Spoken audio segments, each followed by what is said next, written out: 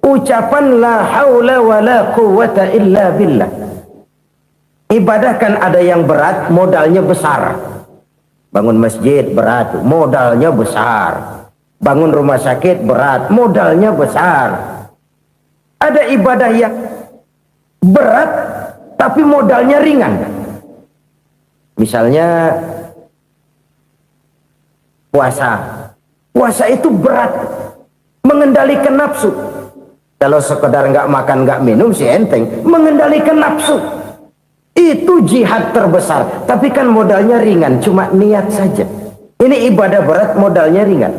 Ada ibadah yang ringan, modalnya juga enteng. Seperti termasuk ucapan la haula wa la quwwata illa billah. Tanpa sadar, la haula wa la quwwata illa billah, nyelengin tuh di surga. Nyelengin, kita nggak terasa nyelengin simpenan akhirat. La haula wa la quwwata illa billah, nyimpan lagi. Kaget, la haula wa la quwwata illa billah, nyimpan lagi. Banyak simpenan. Walaupun sebenarnya yang dimaksud di sini adalah kesadaran batin bahwa tidak ada daya dan kekuatan kecuali Allah. Itu intinya. Kita memulai pekerjaan disunahkan baca bismillah, kan begitu? Apa itu? Kesadaran moral bahwa ini saya bisa kerjakan. Saya kerjakan ini dengan menyebut nama Allah. Kenapa? Kalau Allah tidak memberikan daya dan kekuatan, mana mampu saya kerjakan ini. Maka saya kerjakan ini dengan menyebut nama Allah. Bismillah. Kesadaran moral. Manusia hanya wajib berusaha, tapi nggak pernah wajib berhasil. Banyak hal-hal yang kalau kita renungkan secara rasio nggak mungkin, tapi jadi kenyataan. La haula wa la quwwata illa billah. Tidak ada daya dan kekuatan kecuali bagi Allah semata-mata. Kesadaran moral akan kelemahan dan keterbatasan makhluk bernama manusia. Kadang kita kagum dengan otak, tapi kita sering lupa sama yang bikin otak. Padahal bagaimanapun hebatnya otak, yang bikin otak pasti lebih hebat dari otak. Selalu berusaha menyimpan sesuatu yang bisa membawa manfaat, baik untuk dirinya, untuk anak cucunya, maupun untuk keluarganya, untuk masa kini dan masa depannya. Kadang simpanan itu berbentuk uang, kadang berupa tanah, lain saat berbentuk pabrik, dan lain sebagainya. Sementara masa depan yang paling pasti adalah akhirat. Jika untuk masa depan dunia kita rela memeras keringat, membanting tulang, pergi pagi dan pulang petang, menyimpan uang, menyimpan tanah, menyimpan pabrik, pernahkah kita merenung jika satu saat kiamat datang, kita dibangkitkan dari kubur masing-masing, berdiri di padang mahsyar untuk mempertanggungjawabkan seluruh kegiatan hidup kita di dunia ini. Lalu kita akan menuju ke alam akhirat. Sudahkah kita mempunyai simpanan untuk akhirat kita? Pada pertemuan kali ini saya ingin menyampaikan sebuah hadis di mana Rasulullah sallallahu alaihi wasallam bersabda, arba'un min kanzil jannah. Simpanan sorga ada 4 macam. Yang pertama, ikhfa'us sadaqah, menyembunyikan sedekah. Saudara-saudara kaum muslimin, sebagaimana yang kita maklum bahwa Allah subhanahu wa ta'ala melebihkan sebagian rezeki dari kita terhadap yang lain. Ada yang kaya, ada yang setengah kaya, ada yang miskin, ada yang setengah miskin, dan selanjutnya. Ada yang gajinya kecil tapi penghasilannya gede. Ada yang penghasilannya gede tapi nggak punya gaji.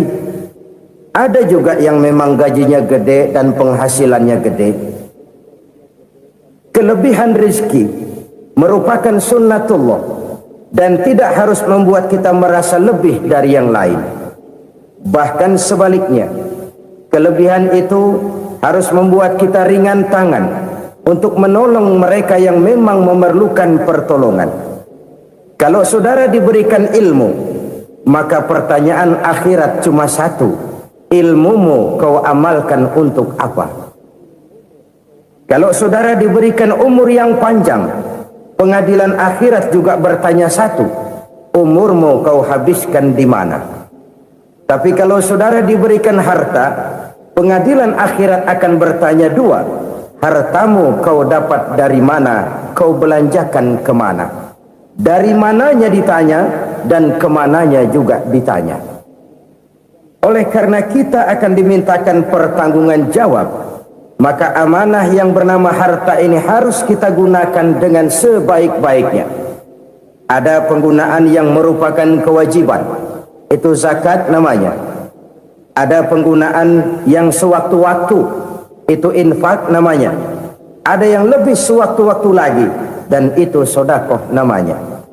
Zakat dia terikat oleh haul dan nisab, oleh putaran batas waktu dan ukuran dari harta itu sendiri. Sedangkan infak terikat oleh situasi dan kondisi perekonomian seseorang. Sedangkan sedekah tidak terikat dengan apapun. Dalam kondisi seperti apapun kita bisa melakukan sedekah dengan yang terkecil sekalipun. Sampai-sampai Rasulullah sallallahu alaihi wasallam mengajarkan, la tahqiranna minal ma'rufi syai'an walau an talqa akhaka biwajhin talik. Atau ada hadis, tabassumuka fi wajhi akhika laka sedekah. Senyumanmu kepada temanmu adalah sedekah. Jadi untuk melakukan sedekah tidak harus dalam berbentuk uang. Dengan ilmu kita bisa sedekah, dengan tenaga kita bisa bersedekah, dengan pikiran kita bisa bersedekah, bahkan senyum kepada teman itu pun sedekah. Jadi kalau sedekah dengan uang memang belum punya uang, nyengir aja banyakin. Itu asal pada tempatnya, jangan lalu ketemu tiang listrik cengengesan. Tentu tidak pada tempatnya dan tidak wajar. Nah, sedekah yang paling dicintai Allah adalah sedekah yang disembunyikan. Artinya jauh dari sifat riya. Kan kadang-kadang ada orang sedekah itu disebutkan namanya. Apa tidak bagus? Kalau memang niatnya ikhlas, ya bagus-bagus saja. Untuk memberikan sugesti kepada yang lain. Si Fulan bin Fulan nyumbang sekian, diumumkan. Boleh kalau niatnya untuk memberikan rangsangan kepada yang lain supaya dia menyumbang lebih besar dari orang tadi. Tapi kalau itu mendatangkan riya, maka sedekah yang paling dicintai Allah adalah sedekah yang disembunyikan. Tangan kiri saja tidak tahu apa yang diberikan oleh tangan kanan. Sedekah yang dilakukan dengan ikhlas akan merupakan perbendaharaan surga, tersembunyi dari pandangan orang lain, tidak seorang pun tahu. Karena memang sikap yang baik adalah melupakan kebaikan dan mengingat kesalahan. Itu salah satu ciri orang bahagia. Orang yang selalu mengingat kesalahannya dan berusaha melupakan segala kebaikannya. Kalau dia akan berada kebaikan, dia tidak bisa ikut, dia merasa rugi karena dia merasa belum pernah berbuat baik. Tapi kalau akan melakukan kesalahan baru, dia ingat kesalahan yang sudah-sudah, sehingga terhalang baginya untuk melakukan satu kesalahan baru. Demikianlah saudara-saudara, bahwa Allah melebihkan rizki sebagian kita dari yang lain, agar terjadi tolong-menolong dalam kehidupan ini. Jadi kesenjangan yang nature, kesenjangan yang alami, itu sunnatullah. Ada yang kaya, ada yang miskin, ada yang kelas menengah. Nah, kenapa lalu sekarang kita berusaha mengentaskan kemiskinan? Oleh karena adanya kesenjangan struktural. Kalau yang kaya bisa semakin kaya, kenapa yang miskin tidak bisa naik jadi ikut sedikit kaya?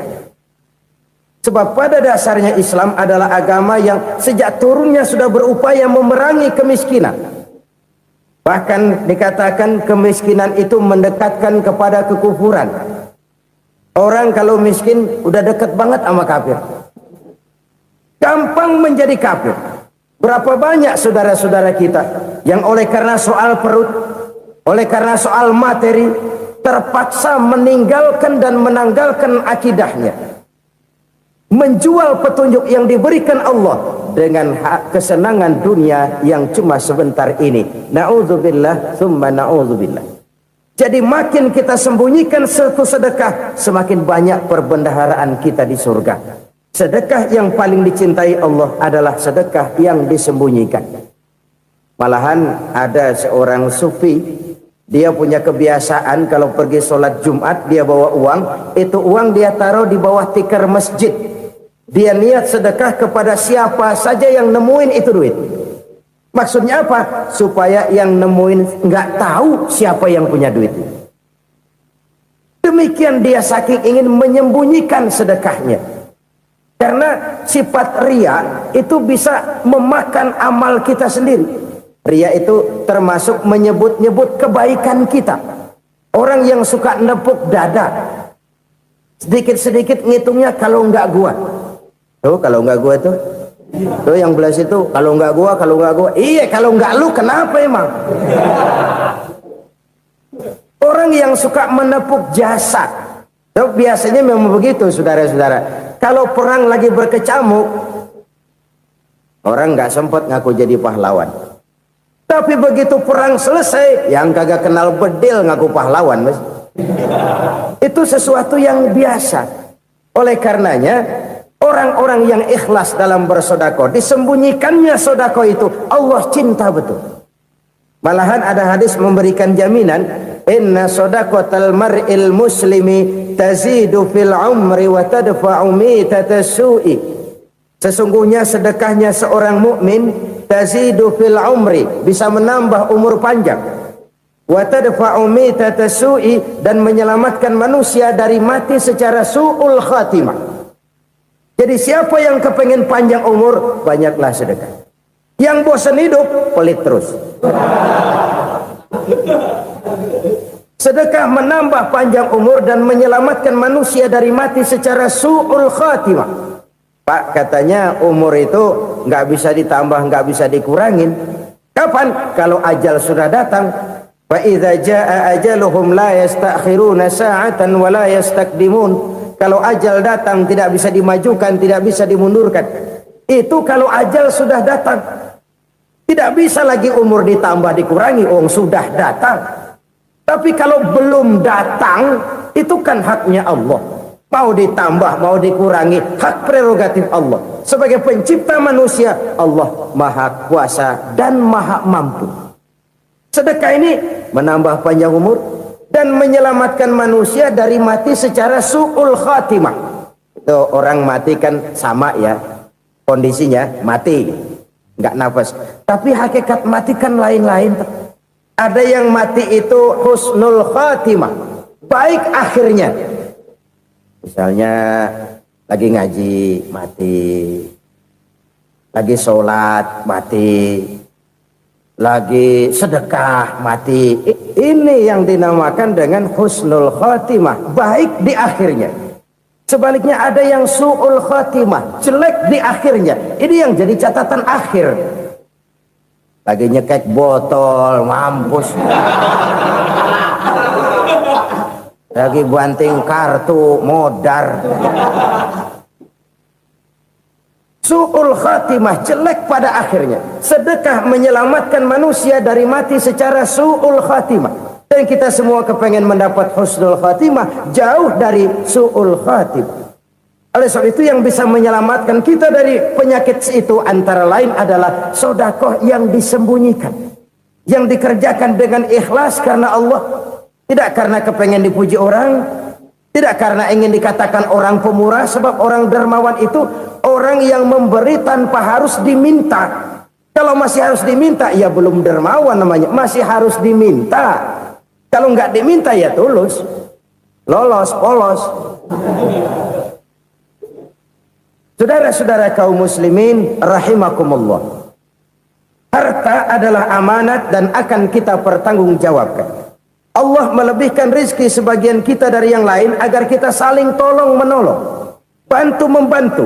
Nabi janjikan, siapa yang meringankan beban saudaranya muslim di dunia, Allah akan meringankan bebannya di akhirat nanti. Sebuah jaminan dari baginda Nabi. Si orang yang kita bantu barangkali tidak bisa membalas, Allah yang akan membalas lewat jalan lain yang tidak pernah kita sangka-sangka. Ada orang tanya, Pak, ini ada orang nyumbang masjid sambil marah-marah, bagaimana? Saya bilang sumbangannya aja ambil, marahnya jangan. Marahnya jangan diambil, itu urusan dia. Saudara-saudara kaum muslimin rahimakumullah, umat Islam ini kan umat yang punya potensi besar. Kadang kita merenung, kenapa kadang-kadang pembangunan masjid kok lambat sekali? Kalau hotel hari ini peletakan pertama, bulan depan peresmian. Supermarket hari ini peletakan batu pertama, minggu depan peresmian. Tapi kalau sudah yang namanya masjid, kadang-kadang peletakan batu pertama sekaligus jadi batu terakhir. 3 tahun, 4 tahun, campur nebar jalak di jalanan, duit dijaring kayak ikan sepat. Apa tidak ada orang Islam yang kaya? Banyak. Apa tidak ada pengusaha muslim yang jadi konglomerat? Ada. Lalu yang belum banyak itu yang komit terhadap nilai-nilai agamanya. Akhirnya kita jatuh jadi umat yang lemah. Belum ada pengusaha konglomerat muslim buka pabrik supermi cap bedug misalnya umpamanya atau pabrik kecap cap sorban supaya identitas keislamannya sedikit kelihatan. Kita jatuh jadi umat yang lemah karena potensi tidak terinventarisir dengan baik. Kita ini ibarat kompor yang cuma matengin nasi orang lain. Potensi kita dimanfaatkan oleh orang lain. Ukhuwah Islamiyah kita baru terbatas kepada silaturahmi. Ukhuwah di bidang ekonomi kita lemah, ukhuwah di bidang kebudayaan kita lemah, apalagi ukhuwah di bidang politik kita lebih rapuh lagi. Padahal ukhuwah itu adalah totalitas kehidupan manusia, menyangkut ipolexosbud, memerlukan nilai-nilai ukhuwah. Jadi oleh karena itu mari kita menyadari di dalam harta kita, walaupun kita yang cari, pergi pagi, pulang sore, peras keringat, banting tulang, di sana ada harta anak yatim. Di sana ada hak masjid. Di sana ada hak pesantren. Di sana ada hak jihad. Berbahagialah seseorang apabila dia oleh Allah dijadikan keran. Keran itu menyimpan air, tapi tidak untuk dirinya, tapi disalurkannya kepada mereka yang memang memerlukannya. Saudara-saudara kaum muslimin rahimakumullah, ini yang pertama. Jadi perbendaharaan surga adalah menyembunyikan sedekah. Orang lain nggak tahu, kita pun nggak pernah ngitung-ngitung. Kita anggap lewat begitu saja, padahal itu deposit akhirat. Satu. Yang kedua, perbendaharaan surga itu apa? Wa kitmanul musibah, menyembunyikan kesulitan. Kadang orang takut menghadapi kesulitan. Tapi makin kita merenung, hidup ini kan sebenarnya urusan. Takut sama urusan ya jangan hidup. Tandanya orang hidup itu kalau punya urusan. Urusan melupakan problem. Problem sering menimbulkan kesulitan. Kesulitan bukan untuk ditakuti, tapi untuk diatasi dan dicarikan jalan keluarnya. Siapa sih orangnya yang nggak pernah sulit-sulit? Makin tinggi status sosialnya, makin gede urusannya. Makin tinggi kualitas imannya, makin berat tingkat kesulitannya.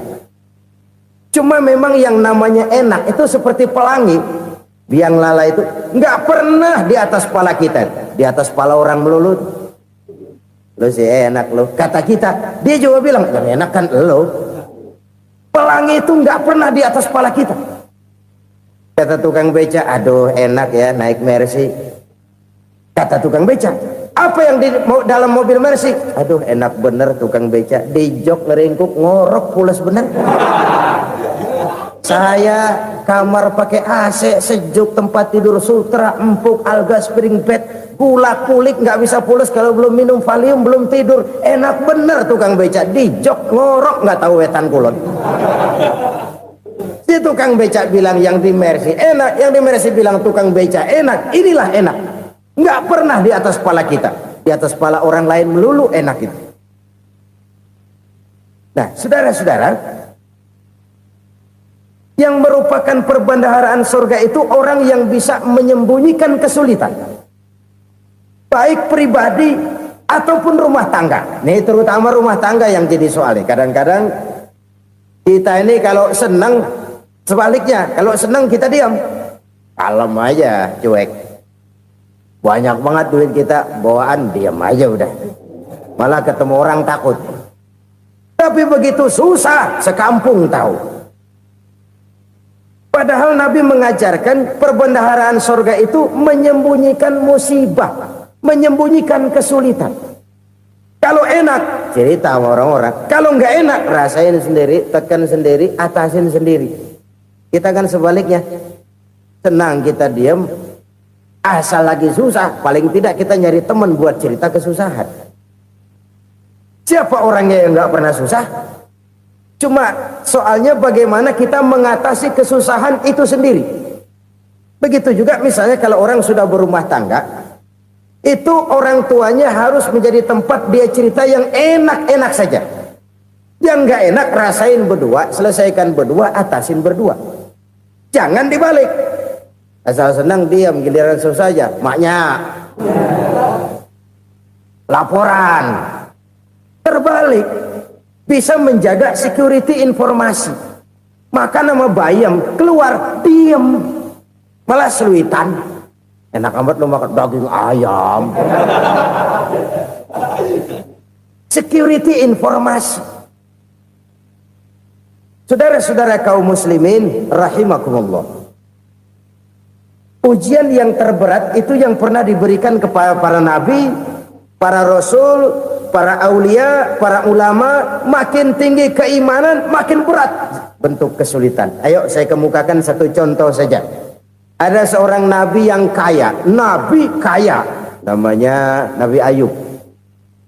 Iblis kalau orang begini kan keki,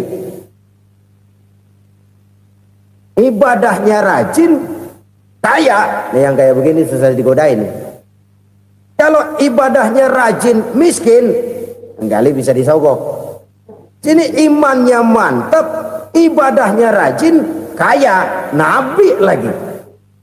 Oh, tapi namanya iblis, nggak kurang akal. Laporan, Tuhan, kenapa Les? Ya ini bahasa saya, bahasa Qurannya sih nggak gitu.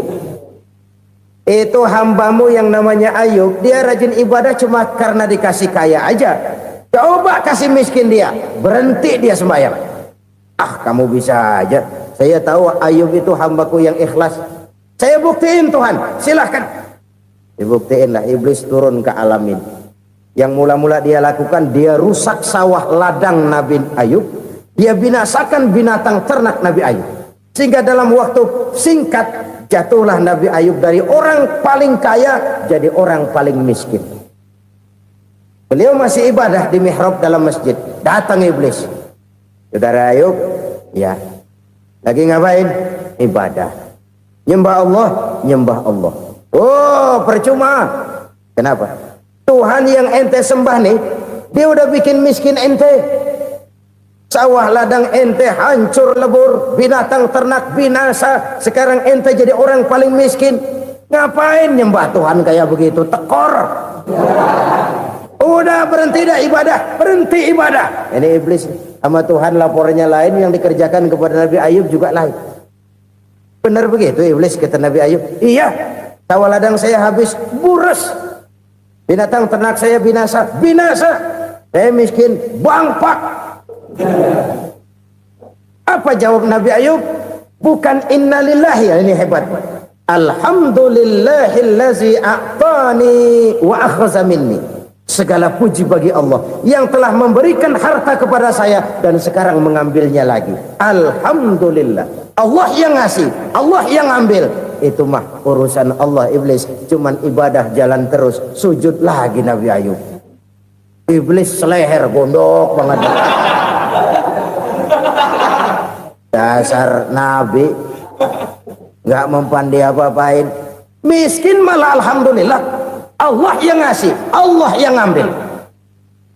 Jadi kalau kita tidak komit, kita tidak terikat kepada kaya, miskin, senang, susah, apa yang bisa bikin kita susah? Jadikan kekayaan, kemiskinan, jadikan senang, susah sebagai anak buah yang bisa kita atur. Jangan kekayaan ngatur kita, jangan kemiskinan ngatur kita. Kita yang harus mengatur mereka. Senang, susah, kaya, miskin, bahagia, sengsara, jadikan itu anak buah yang bisa kita atur. Kalau sekarang kita kaya, lain saat boleh jadi kita miskin, semiskin-miskinnya. Allah yang ngasih, Allah yang ngambil. Tenaga mana yang bisa menghalangi? Ibadah jalan terus. Iblis makin gondok. Dasar nabi loh. Akhirnya apa? Nabi Ayub dikerjain, diberikan penyakit. Demikian fatal penyakitnya. Bayangin, udah miskin sakit. Masya Allah. Miskin sakit. Sakitnya nggak lama, kira-kira 16 tahun. Istrinya 3, 2 mental minta ceraiin. Ngerawatin laki bengek begini. Senang belum tentu, susah udah pasti nih. Cerai aja, cerai dah. Cerai. Tinggal satu Siti Rahmah yang setia menemani beliau. Sesetia-setianya hati perempuan. Satu saat Siti Rahmah bilang, "Bang, iya, abang kan Nabi, Bang. Lalu, namanya Nabi kan doanya jarang meleset, Bang. Maksud kamu minta kenapa sih sama Tuhan biar abang sembuh baik dah, Bang?" Siti Rahmah, "Iya. Saya sakit berapa tahun sih dah?" 16 tahun, Bang. "Sebelum ini saya sehat berapa tahun?" "Ya kira-kira 60 tahun, Bang." "Nah, coba ente banding-bandingin, Rahmah. Saya dikasih sehat 60 tahun, dikasih sakit 16 tahun. Sudah nggak sabar mau doa kepada Allah minta sembuh. Saya malu kepada Allah. Diuji dengan yang luar biasa seperti ini, tidak mengganggu stabilitas kehambaannya. Dia tetap menghamba kepada Allah Subhanahu wa ta'ala. Saudara-saudara kaum muslimin rahimakumullah. Kunci menghadapi kesulitan itu apa? Allah jelaskan dalam satu ayat, "Wa basyiris sabirin alladzina iza asabathum musibah qalu inna lillahi wa inna ilaihi raji'un." Gembirakan orang-orang yang sabar. Siapa mereka itu? Yang apabila mendapat musibah mereka kembali kepada keyakinan dasar, segalanya dari Allah dan segalanya akan kembali kepada Allah. Ini konsepsi dasar dari sikap muslim dalam menghadapi berbagai kesulitan. Segalanya dari Allah, segalanya akan kembali kepada Allah. Kalau ini sudah kondisi dasarnya, maka kita akan lapang menghadapi kenyataan bagaimanapun pahitnya. Apakah itu namanya miskin? Apakah itu namanya sakit, bahkan maut sekalipun, segalanya dari Allah, segalanya akan kembali kepada Allah. Ini sikap hidup, bukan sekedar ucapan.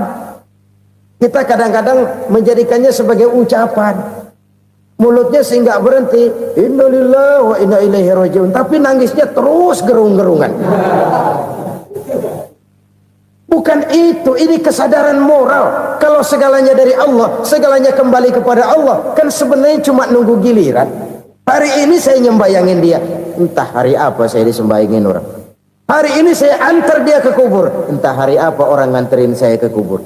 Hari ini saya tahlilkan dia, entah nanti kapan orang tahlilkan saya. Segalanya dari Allah, segalanya akan kembali juga kepada Allah. Oleh sebab itu saudara-saudara, kesulitan bukan untuk ditakuti. Kesulitan justru untuk diatasi, dicarikan jalan keluarnya. Dan tidak ada orang yang tidak pernah mendapat kesulitan. Tidak ada. Semakin tinggi status sosial, semakin tinggi kualitas keimanan, semakin besar juga tingkat kesulitan. Hanya saja bagaimana cara kita mengatasinya. Dan Al-Quran menyatakan, "Inna ma'al usri yusra." Di balik kesulitan itu pasti ada kemudahan. Roda itu berputar. Karena itu Rasulullah sallallahu alaihi wasallam mengingatkan kepada kita, ta'arraf ilallahi firraha ya'rifka fisyiddah. Ingatlah kepada Allah di waktu kamu senang, supaya Allah ingat kepada kamu di waktu kamu susah. Kalau waktu senang kita ingat kepada Allah, kita susah, Allah tidak akan meninggalkan kita. Tapi kalau waktu senang kita jauh dari Allah, sujud tidak sempat, dengan masjid jauh, ketika senang kita lupakan Allah. Nanti begitu kita susah, Allah lupakan kita. Dan itu menyakitkan. Oleh karena itu orang-orang tua kita dulu bilang, kalau lagi sehat ingat-ingat lu bakal sakit nanti. Kalau lagi kaya ingat-ingat satu saat kita bakal jatuh miskin. Bahkan kalau lagi muda ingat-ingat kita bakal tua. Dan yang terpenting kalau lagi hidup ingat-ingat kita bakal mati. Saudara-saudara kaum muslimin rahimakumullah. Jadi yang kedua yang merupakan perbendaharaan surga, menyembunyikan musibah. Saudara-saudara kaum muslimin rahimakumullah. Hal ketiga yang merupakan perbendaharaan surga adalah wasilatur rahmi. Orang yang suka bersilaturahmi. Sebagaimana yang kita maklum bahwa manusia adalah makhluk yang disebut zon politika. Makhluk sosial yang tidak mungkin hidup sendiri-sendiri. Betapa dan siapapun kita memerlukan orang lain. Bodoh betul manusia kalau tinggal di tengah masyarakat tapi tidak mau bermasyarakat. Merasa hebat sendiri, pinter sendiri, gagah sendiri, kaya sendiri. Mungkin kalau mati juga ngubur sendiri. Jangankan kita di sini, di sorga saja Nabi Adam waktu sendirian bengong melulu, mondar mandir. Allah tegur dam sepi dam. Ya ini kalau bahasa saya. Iya Tuhan sepi ini nggak ada coret-corekan pisan ini. Diciptakan Siti Hawa baru anteng Nabi Adam. Itu di sorga. Cobalah. Umpamanya saudara tinggal di Jakarta nih. Kayak bener. Apaan aja di Jakarta punya saudara dah. Jembatan Semanggi ambil. Monas buntel bawa pulang. Hotel-hotel ambil semua. Cuman tinggal di Jakarta sendirian, apa enaknya? Betapa dan siapapun kita perlu orang lain. Tidak ada seorang pun yang bisa memenuhi kebutuhan hidupnya secara sendiri-sendiri. Nah, Islam telah menyelamatkan manusia dari ras diskriminasi. Mengikat manusia dengan persaudaraan yang berlandaskan kepada akidah. Karena itu dianjurkan bersilaturahmi. Bahkan Nabi menyatakan, man arada ayyubsata lahu fi rizqihi wa yunsa'a fi atharihi falyasil rahimah. Siapa yang kepengen diluaskan rezekinya dan dipanjangkan usianya, banyaklah ia bersilaturahmi. Siapa yang kepengen dimudahkan rezekinya, hendaknya ia banyak bersilaturahmi. Kalau banyak teman, kesulitan kan paling tidak ada tempat cerita. Udah susah, sendirian kita pikirin diri, nggak ada tempat tukar pikiran. Cepet banget sama bengek. Dilawan sendiri. Nah, secara makro kita bisa berkata, tidak mungkin ada kemenangan kalau tidak ada kekuatan. Tidak ada kekuatan kalau tidak ada kesatuan dan persatuan. Tidak mungkin ada kesatuan dan persatuan tanpa semangat silaturahmi. Kalau umat Islam mau menang, dia harus kuat. Kalau umat Islam mau kuat, dia harus bersatu. Kalau umat Islam mau bersatu, dia harus membudayakan silaturahmi ini. Bahkan sampai-sampai kata Nabi, kalau bisa cari nilai tambah. Apa? Silman qata'ak. Bersilaturahmilah kau kepada orang yang marah denganmu. Masya Allah, indahnya ajaran agama kita. Orang yang marah pun kepada kita, kata Nabi, kalau bisa bersilaturahmilah kepadanya, kepada orang yang marah itu. Di situ nilai tambah. Cuman jujur nih hadis, ngucapinnya gampang, ngamalinnya yang berat banget. Orang marah sama kita disuruh silaturahmi, ada apa malu? Lu marah, ada gua marahan lagi. Tunggu pikirin. Saudara-saudara kaum muslimin rahimakumullah. Tapi ini yang diajarkan, bahkan ini yang dicontohkan oleh baginda Rasul. Bagaimana begitu mudah, misalnya satu saat Abu Jahal ini ngatur strategi bagaimana bikin Muhammad celaka. Dia gali lubang di depan tempat tidurnya. Dia tutupin daun korma.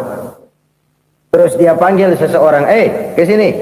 Kasih tahu Muhammad, pamannya sakit keras, minta ditengokin. Berangkat orang ini ke sana. Muhammad, labbaik. Pamanmu sakit keras, dia minta ditengokin. Baik, saya akan datang menjenguk beliau. Berangkatlah Nabi ke rumah Abu Jahal tanpa prasangka apapun. Abu Jahal udah pasang setil, selimut 3 rangkap setengah dipakai, persis kayak orang meriang. Tapi sembari ngintip dari balik selimut, begitu Muhammad buka pintu, nah masuk perangkap nih. Muhammad jalan menuju tempat pembaringan. Makin lama makin dekat, makin lama makin dekat, makin dekat ke lubang yang dipasang oleh Abu Jahal itu. Dalam hati Abu Jahal, terus dah jatuh, mampus dah lo ini. Mampus lo hari ini nih. Apa yang terjadi? Malaikat Jibril datang. Muhammad, pamanmu cuma pura-pura sakit. Di depan tempat tidurnya ada lubang perangkap supaya kamu jatuh ke situ.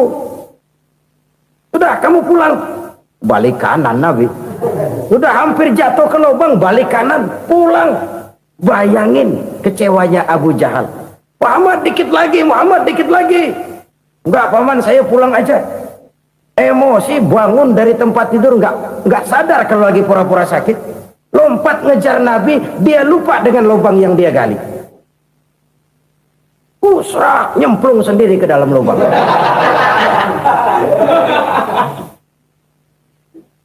Nabi terus berlalu. Ini terjadi keanehan. Jatuh ke lubang yang dia gali itu sebenarnya nggak terlalu dalam ya, antara 3-4 meteran lah. Tolong saya jatuh ke lubang ini. Datanglah pelayan-pelayannya itu. Angkat saya dari sini. Oh, yang ngulurin tambang. 1 gulung, belum juga nyampe itu tambah. Kurang, beli lagi ke warung. Sambung, ulur lagi, nggak juga bisa sampai.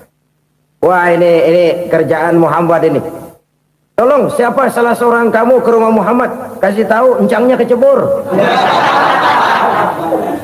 Minta ditolongin. Sampaikan kepada Rasul. Kenapa? Pamanmu jatuh ke lubang, Muhammad minta tolong diangkatin. Tambang udah nyambung-nyambung nggak nyampe juga. Ya, nanti saya datang, saya tolong. Coba. Nyata-nyata orang berniat jahat mau mencelakakan dia. Datang dia menolong. Ini yang disebut air tuba dibalas air susu ya ini. Bukan sebaliknya. Air tuba dibalas air susu. Paman, kecebur ya? Iya Muhammad, tolong ini. Pegang tangan saya. Nabi ulurkan tangannya. Nyampe. Dipegang oleh Abu Jahal. Diangkat ke atas. Sampai atas. Apa kata Abu Jahal? Sihirmu memang hebat Muhammad. Udah ditolongin dikata sihir. Yang enak kita kemplang kan itu orang begitu. Urusan apa? Tapi inilah akhlak. Kalau bisa kamu bersilaturahmilah dengan orang yang marah kepadamu sekalipun. Orang marah kita tetap baik. So, kalau kita berbuat baik sama orang yang memang baik, rasanya sih biasa-biasa aja. Orang baik kita baik lagi, ya draw aja, belum ada nilai tambah di situ. Baru ada nilai tambah kalau kita bisa berbuat baik kepada orang yang nyakitin kita. Itu namanya kita setingkat di atas dia. Dia sakitin kita, kita berbuat baik sama dia. Dia pelit sama kita, kita baik sama dia. Dia marahin kita, kita deketin dia. Di situ kita punya nilai tambah. Jadi siapa yang ingin diluaskan rezekinya kata Nabi dan dipanjangkan umurnya, hendaklah ia banyak-banyak bersilaturahmi. Sederhana sebenarnya silaturahmi, tapi silaturahmi membangkitkan semangat kesatuan dan persatuan. Kesatuan dan persatuan melahirkan kekuatan. Dalam matematika 1 ditambah 1 pasti 2. Tapi di tengah masyarakat 1 orang takut ditambah 1 orang takut, hasilnya jadi 2 orang setengah berani. Kenapa setengah berani? Karena udah berdua. Tadi pan takut sendirian. Kalau dia kumpul turu-turu takut lah jadi berani. Kita yang lemah, kita yang tidak berdaya, kita yang miskin, kalau mau kompak bersatu, apa yang nggak bisa kita kerjain? Apalagi tinggal di kota besar, pilihan cuma 2. Bertahan atau minggir. Bertahan atau minggir. Untuk bisa bertahan harus mampu bersaing. Untuk mampu bersaing harus punya keahlian. Keahlian harus ditunjang dengan pendidikan, ditambah oleh kekompakan sebagai umat. Udah miskin mencar mulu, orang injek gitu. Orang nggak pandang urusan apa sama lu. Oleh karena itu silaturahmi pada hakikatnya merupakan ruh dari ukhuwah yang diajarkan oleh agama kita.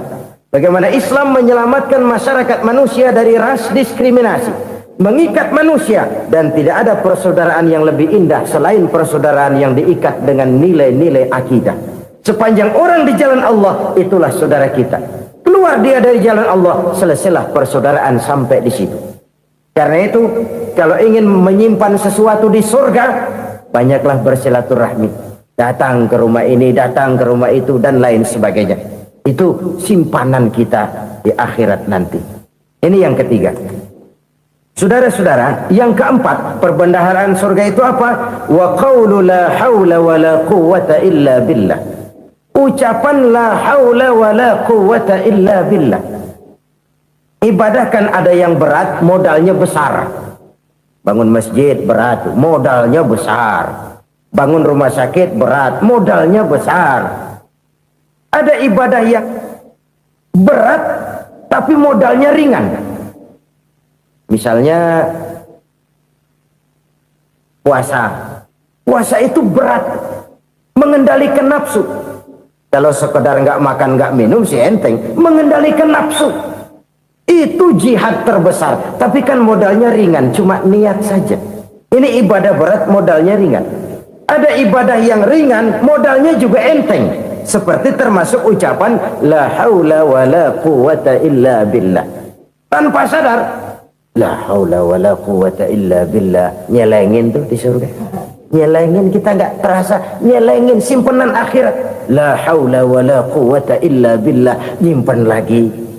Kaget, la haula wa la quwwata illa billah, nyimpan lagi, banyak simpenan.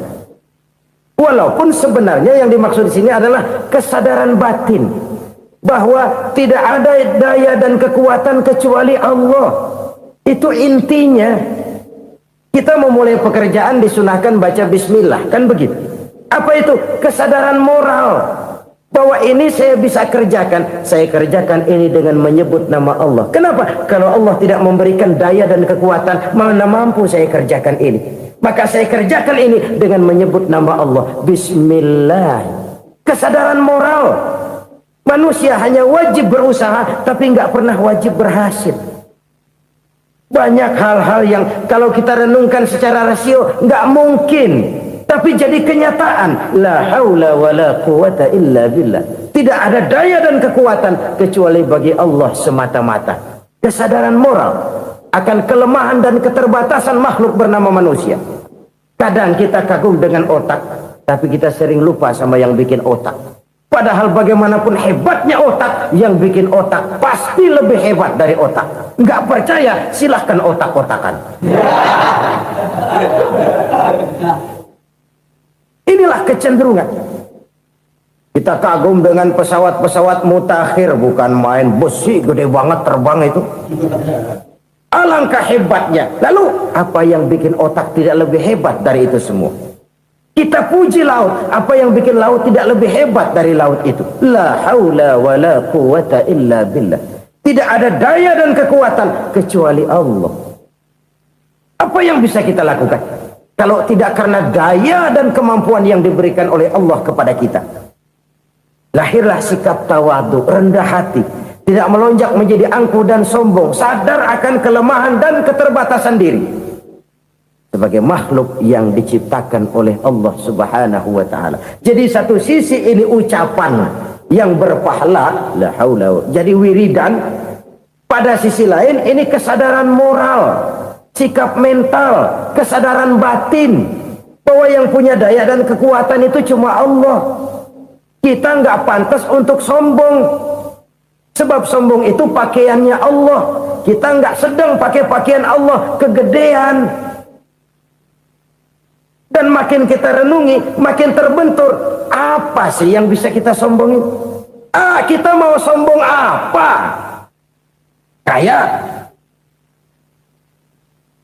pintar, itu kan semua relatif. Di atas langit masih ada langit lagi. Jadi oleh karenanya, marilah kita menyadari Manusia hanya wajib berusaha, tapi tidak pernah wajib berhasil. Yang berusaha saja tidak wajib berhasil, apalagi yang tidak berusaha. Islam bukan agama orang pemalas yang selesai sholat lalu endelohom, enggelenggem ayem-ayem. Tapi Islam bukan agama orang sombong yang setelah berusaha lalu tidak memerlukan Allah.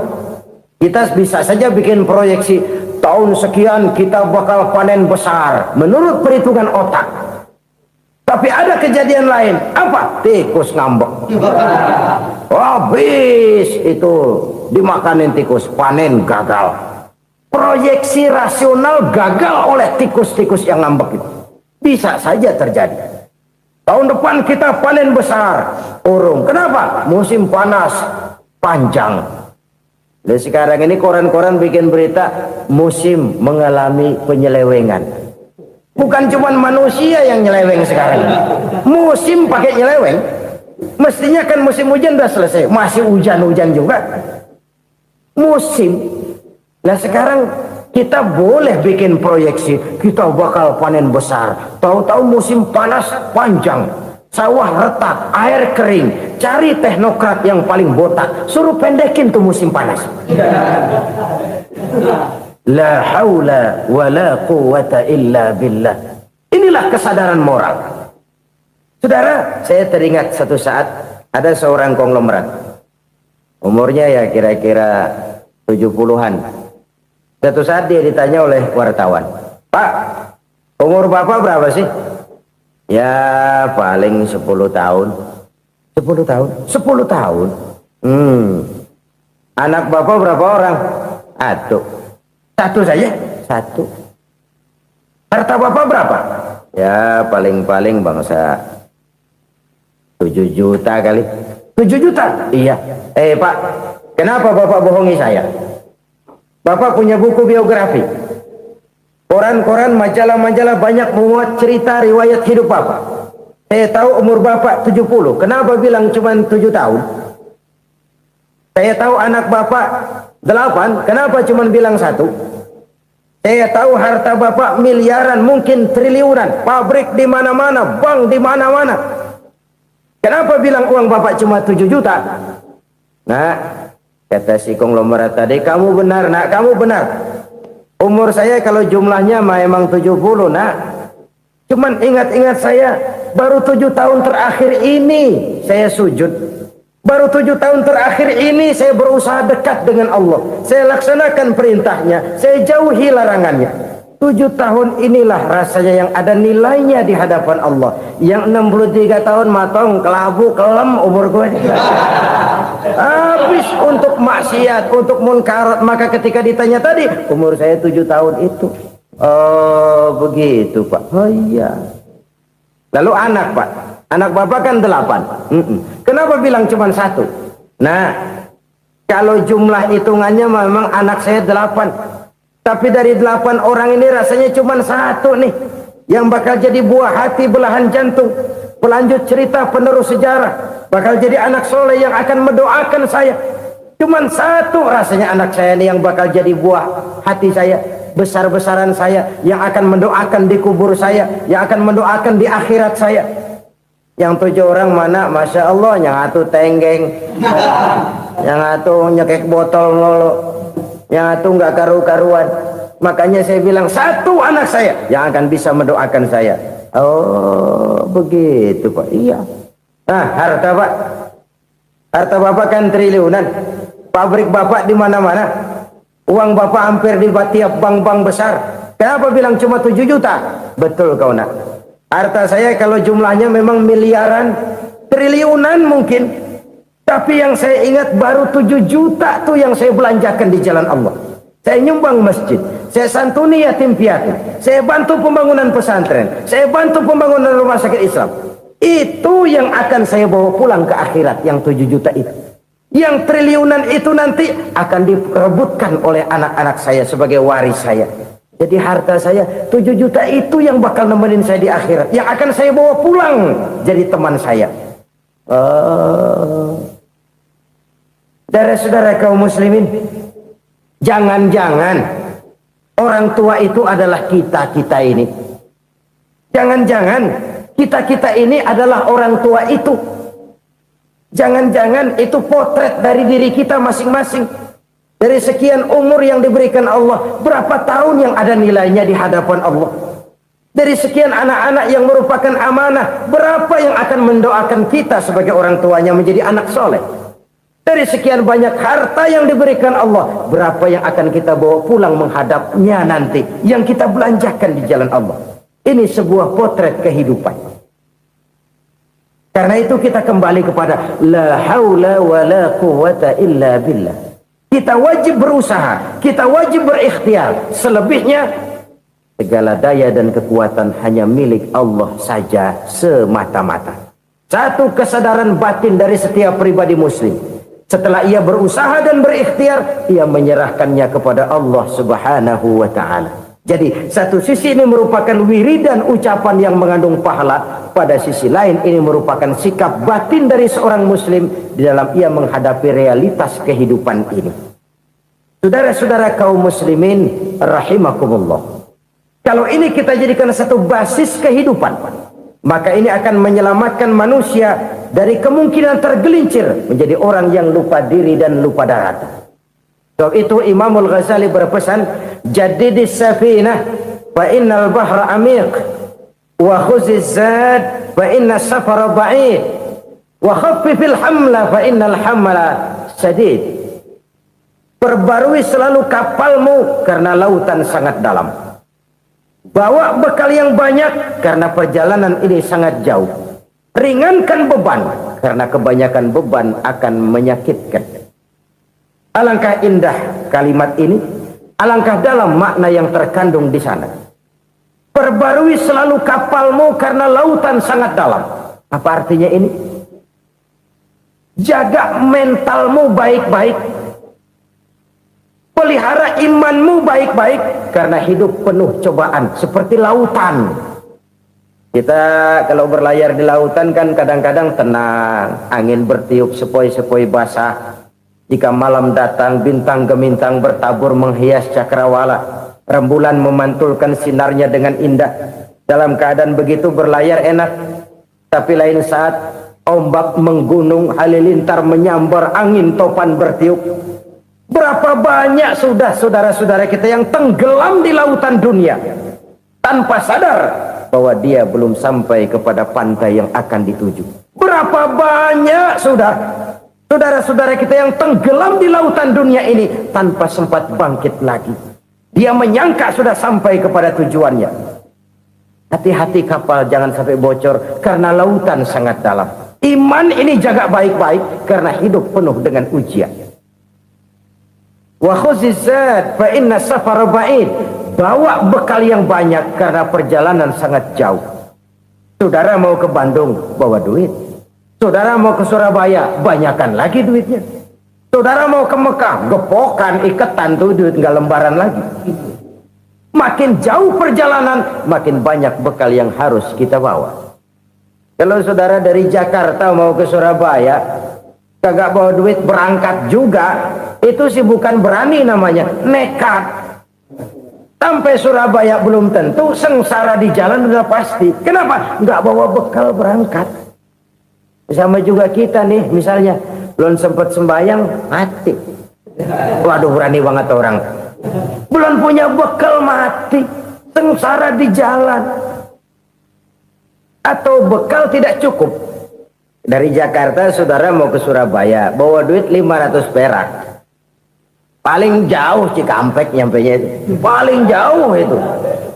Antara jauhnya perjalanan dengan bekal yang saudara bawa tidak seimbang. Hidup ini perjalanan panjang. A walking tour.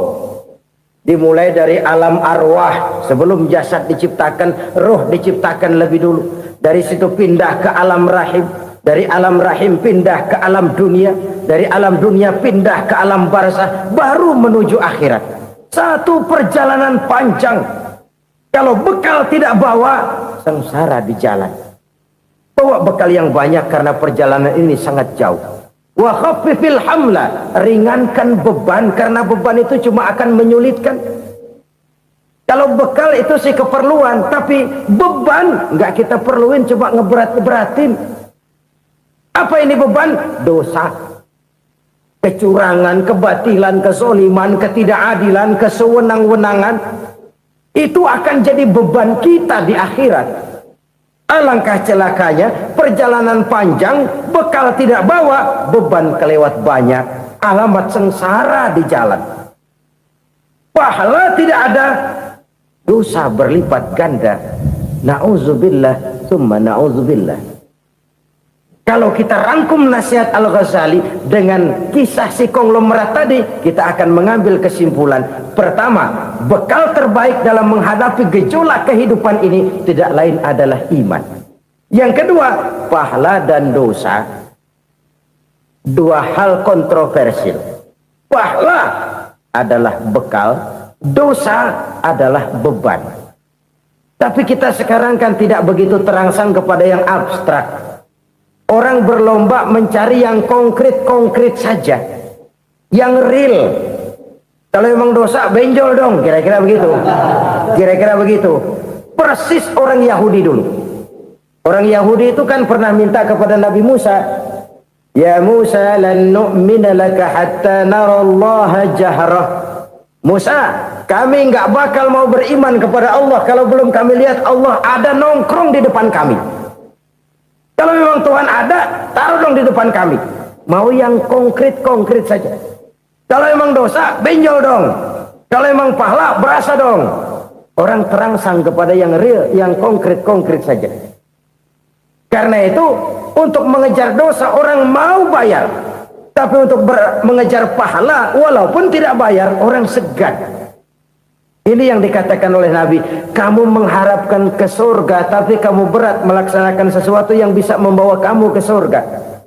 Kamu ingin jauh dari neraka, tapi tiap saat kamu lakukan perbuatan-perbuatan yang justru menjerumuskan kamu ke neraka. Idda'aitum an-najata minan nar wa ramaitum fiha anfusakum. Kamu ingin selamat dari neraka, tapi kamu lemparkan diri kamu ke neraka. Kamu ingin masuk surga, tapi berat sekali kamu melakukan perbuatan-perbuatan yang bisa menyampaikan kamu di surga. Saudara-saudara kaum muslimin rahimakumullah. Jadi hal keempat yang merupakan perbendaharaan surga adalah la haula wa la quwata illa billah. Satu sisi ini merupakan ucapan yang memperberat timbangan akhirat. Pada sisi lain ini merupakan sikap hidup seorang muslim. Kesadaran batin yang sangat dalam bahwa tidak ada daya dan kekuatan kecuali Allah. Dan itu kita simbolkan pada saat memulai pekerjaan dengan Bismillah, dengan menyebut nama Allah. Satu kesadaran moral, saya hanya bisa melakukan ini karena diberikan daya dan kekuatan oleh Allah. Lahirlah sikap tawadu, rendah hati, tidak melonjak menjadi angkuh dan sombong. Saudara-saudara, sampai sini dulu jumpa kita kali ini. Semoga 4 perbendaharaan surga ini dapat kita lakukan, yang kelak akan merupakan bekal kita di kemudian hari. Dari penganut setiap agama untuk berpendapat bahwa hanya agamanya sajalah satu-satunya agama yang benar. Keyakinan seperti ini wajar. Keyakinan seperti ini normal, biasa, dan memang seharusnya. Tetapi keyakinan seperti ini pun bukan merupakan satu keyakinan yang harus ditudingkan keluar, tetapi lebih banyak ditujukan ke dalam, dengan tujuan pertama untuk meningkatkan keimanan umat. Kalau seseorang sudah memiliki keyakinan bahwa hanya agamanya sajalah satu-satunya agama yang benar, saya yakin orang seperti itu akan konsekuen dalam kehidupan beragama. Tapi kalau dia berkeyakinan bahwa semua agama adalah benar, akhirnya ia akan berpendapat juga bahwa semua agama adalah sama. Kalau semua agama dipandangnya sebagai sama, maka tidak jadi soal benar baginya agama mana saja yang dianutnya.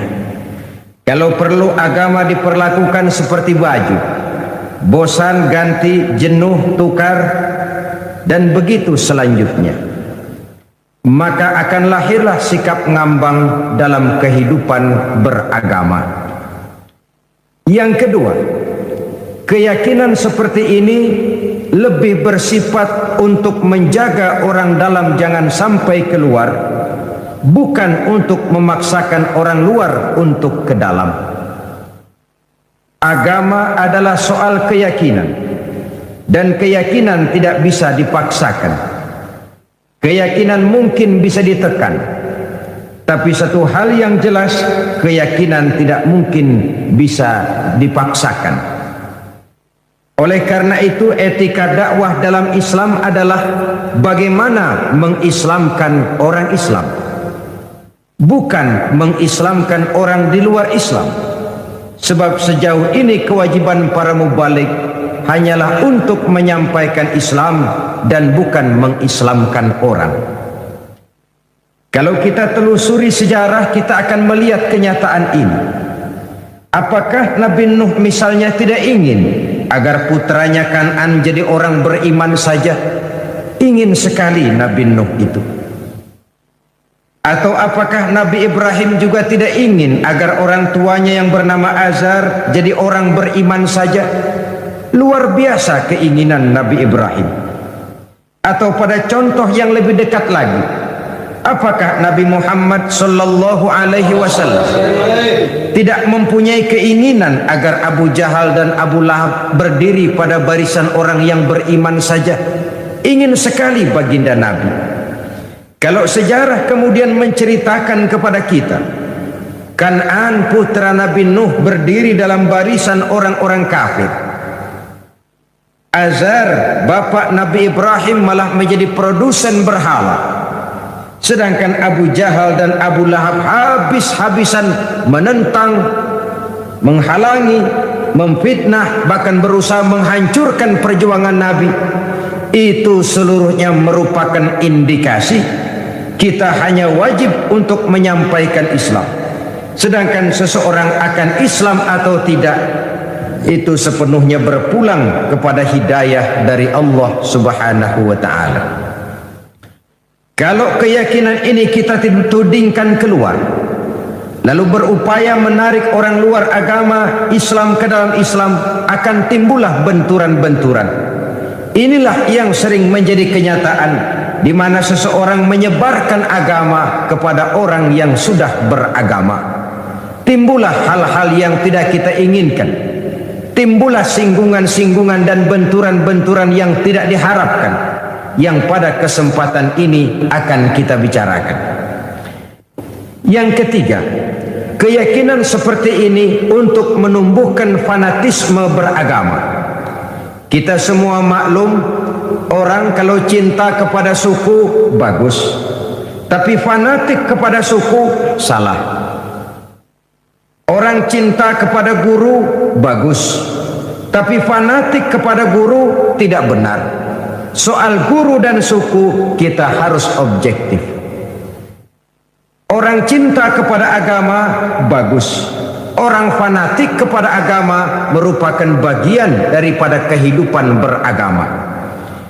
Fanatik dalam arti berpegang teguh, sebab hanya dengan watak seperti inilah setiap penganut suatu agama akan menjadi konsekuen dengan nilai dan ajaran agamanya masing-masing. Untuk mencegah terjadinya singgungan dan benturan-benturan dalam upaya menyebarkan agama, maka di negeri kita ini digalakkanlah 3 macam kerukunan yang dikenal sebagai tri kerukunan. Pertama, kerukunan antar umat seagama. Kedua, kerukunan antar umat beragama. Dan yang ketiga, kerukunan antar umat beragama dengan pemerintah. Mari kita lihat persoalannya lebih jauh lagi.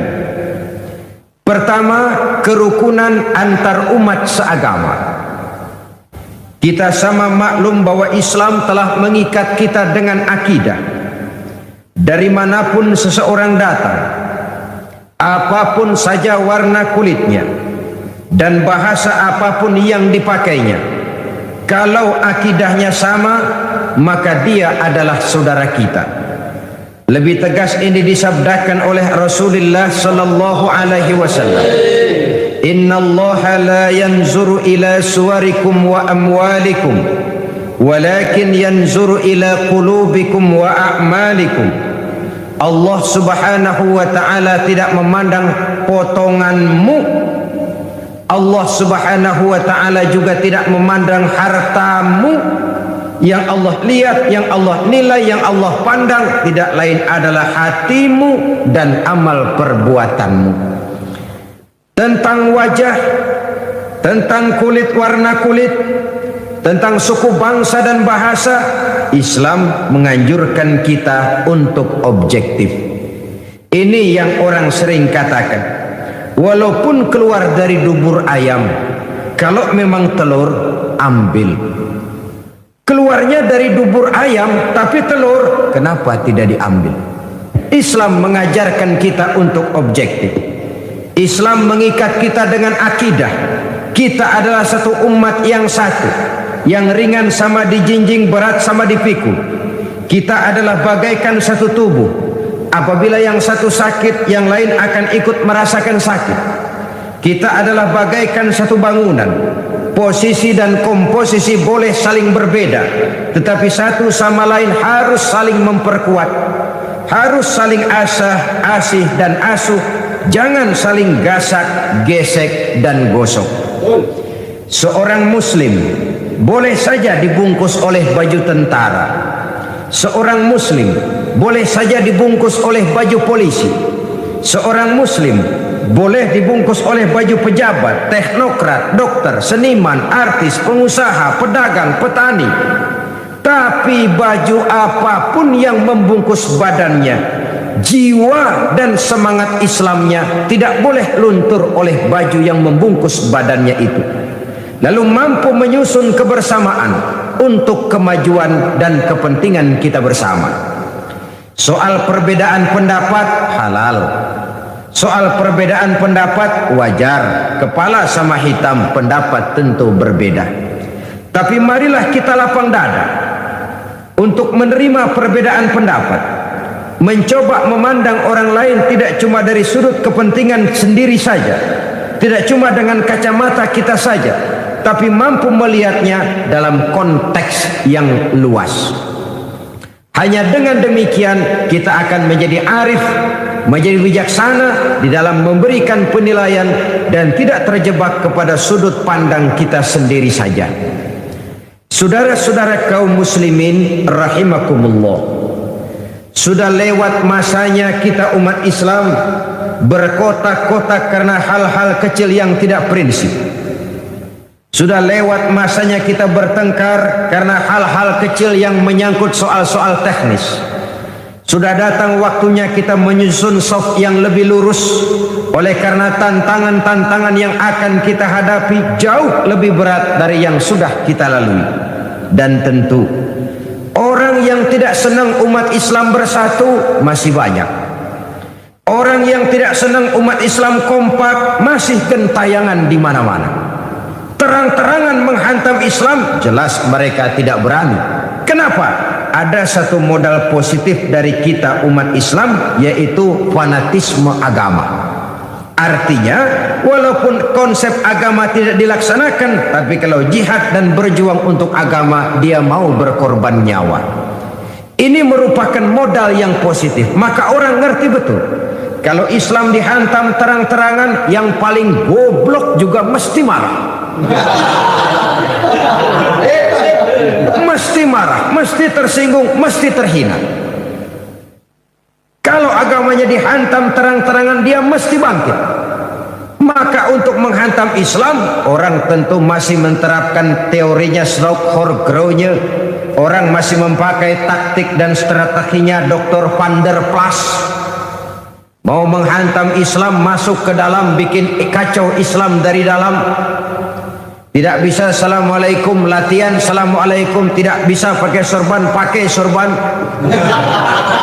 Bicara di tengah umat Islam seolah-olah untuk kepentingan dan membela umat Islam, di belakangnya tidak lain tujuannya untuk menghancurkan Islam dari dalam. Maka kiai diadu dengan kiai, ulama diadu dengan ulama, umat bertengkar dengan sesama umat karena perbedaan organisasi. Maka jadilah kita nasib umat Islam persis seperti jangkrik.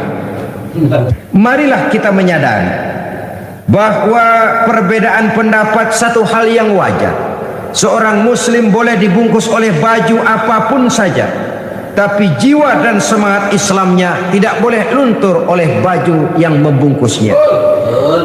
Islam adalah milik muslim. Apa dia jadi tentara, apa dia jadi polisi, apa dia jadi pejabat, apa dia jadi seniman, apa dia jadi teknokrat, apa dia jadi artis, jikalau dia muslim, maka Islam adalah miliknya. Harus wajib dijaga dan dibela secara bersama-sama. Saudara-saudara kaum muslimin rahimakumullah. Oleh karena itu, jangan cuma bisa mempelajari dan membaca kitabnya Imam Syafi'i, tapi belajar jugalah akhlak dan etikanya Imam Syafi'i.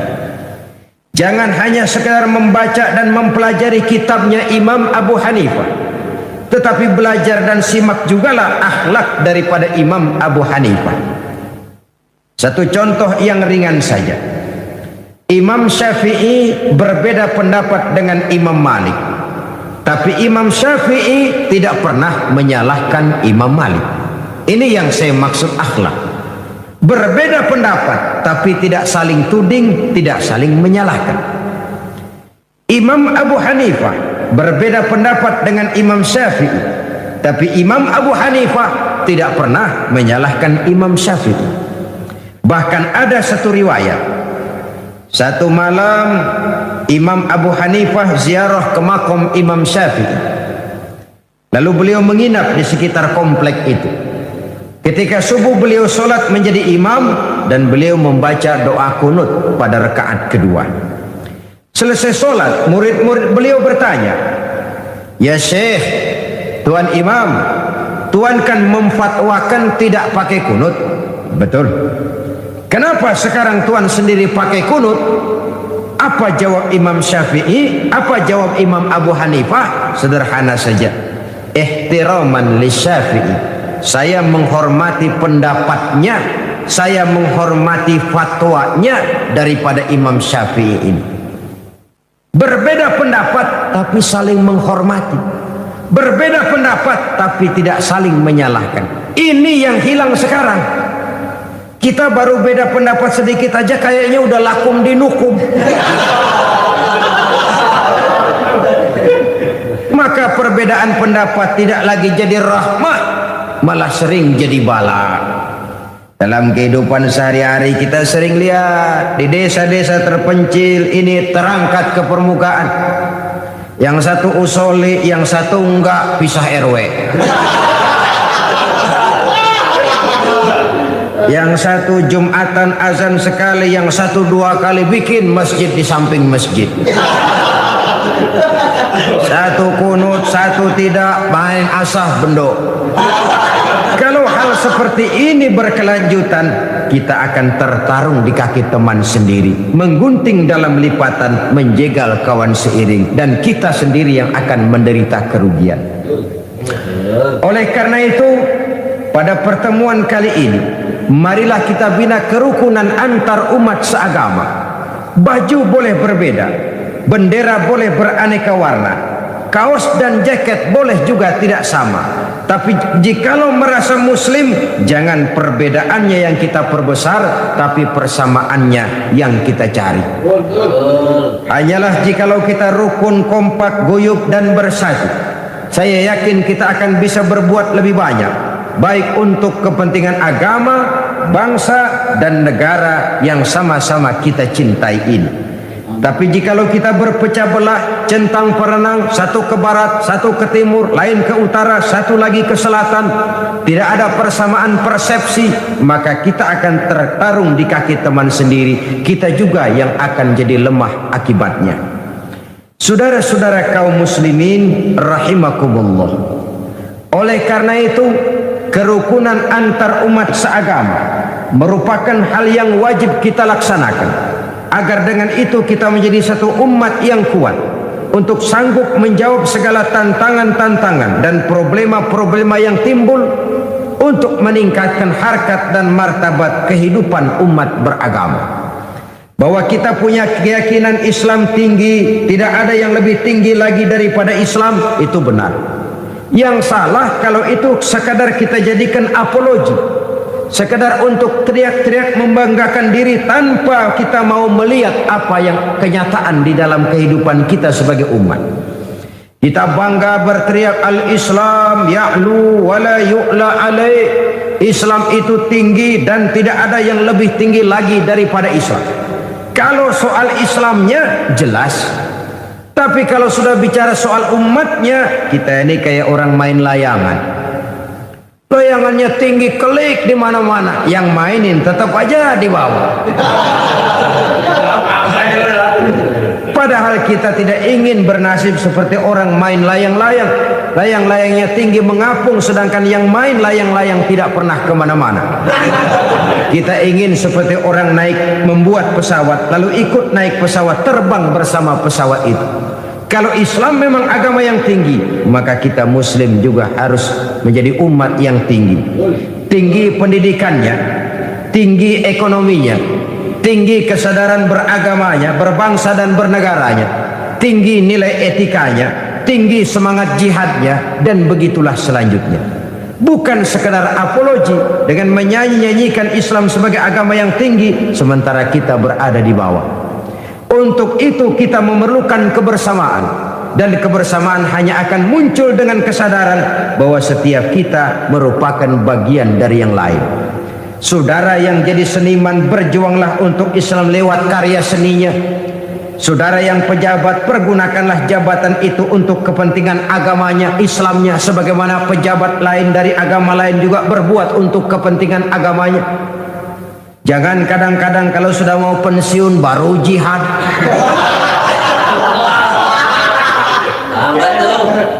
Walaupun terlambat lebih baik daripada tidak sama sekali, tapi kan akan lebih baik lagi kalau tidak terlambat. Justru kalau mau berbuat untuk kepentingan agama, jangan nunggu sampai pensiun. Ini yang sering terjadi. Kalau sudah pensiun, tanda tangan udah kagak laku, memo udah nggak dihargain, pengaruh sudah nggak ada, baru mau jihad. Ngomongnya hebat, segala macamnya hebat. Kemarin kemana?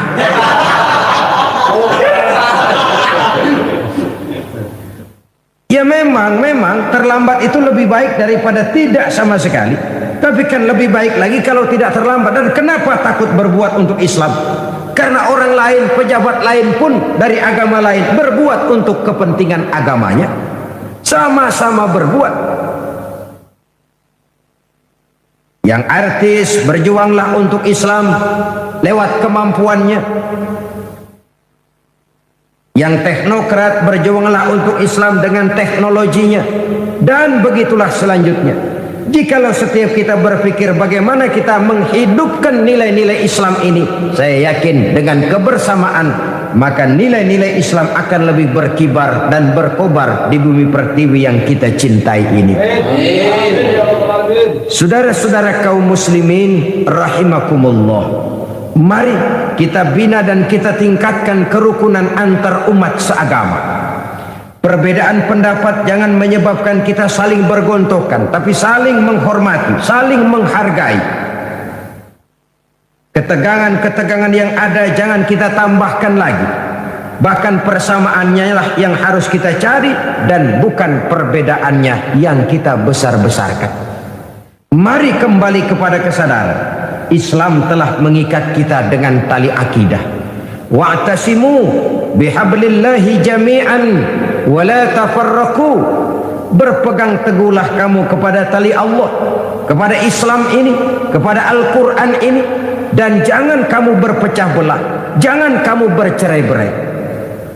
Quran tidak melarang kita berbeda pendapat, hadis tidak melarang kita berbeda pendapat.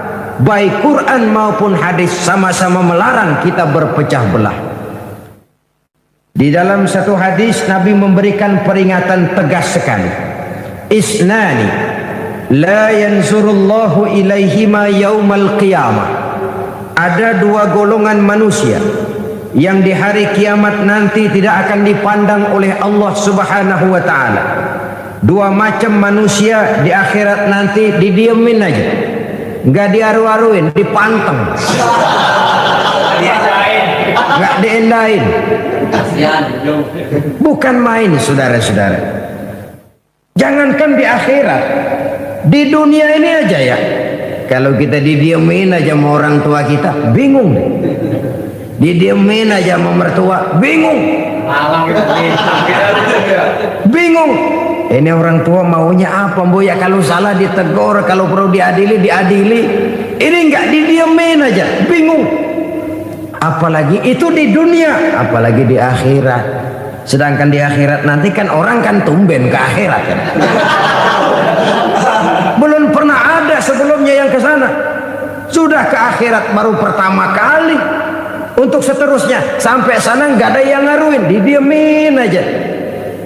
Ya Allah, alangkah malangnya. Siapa mereka itu? Pertama kata Nabi, orang yang didiamkan saja oleh Allah itu qati'ur rahim, orang yang suka memutuskan silaturahmi, orang yang suka marah-marahan. Sakit palanya kalau nggak marahan sama orang. Saudara-saudara kaum muslimin rahimakumullah, ini kan simbol orang yang nggak mau rukun, orang yang nggak mau bersatu, merasa hebat kalau bisa ngantem orang lain, walaupun dia sendiri sebenarnya barangkali tidak lebih baik dari yang dihantamnya. Sebab biasanya maling ayam merasa hebat kalau berhadapan dengan maling kambing. Itu biasa. Dia nggak merasa bahwa dia nyolong ayam. Gua si ayam nggak apa-apa kecil, no, kambing no. Maling kambing akan merasa dirinya benar kalau berhadapan dengan maling kebo.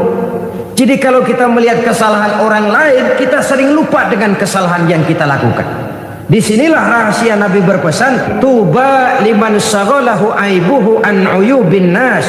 Beruntunglah orang-orang yang kekurangan dirinya, aib dirinya menyebabkan dia cukup sibuk untuk tidak mengorek-ngorek aib dan kekurangan pada diri orang lain. Beruntung orang yang aib dirinya, kekurangan dirinya menyebabkan dia sibuk sampai tidak sempat mencari-cari kekurangan pada diri orang lain. Tapi celaka benar orang yang terlalu sibuk mencari dan mengorek aib dan kekurangan orang lain sampai dia lupa kepada aib dan kekurangan dirinya sendiri. Jadi manusia pertama yang nanti tidak akan diopeni oleh Allah, orang yang suka memutuskan silaturahmi. Kadang-kadang kalau sudah marah pakai grup-grupan, grup-grupan ngebon, ngundang ngajak orang lain, marahan yuk, marahan. Ini marahan pakai ngajak orang. Yang kedua, jarusu, tetangga yang jahat dengan tetangganya. Saudara, tidak ada kemenangan tanpa kekuatan. Tidak ada kekuatan tanpa kesatuan. Tidak ada kesatuan tanpa silaturahmi.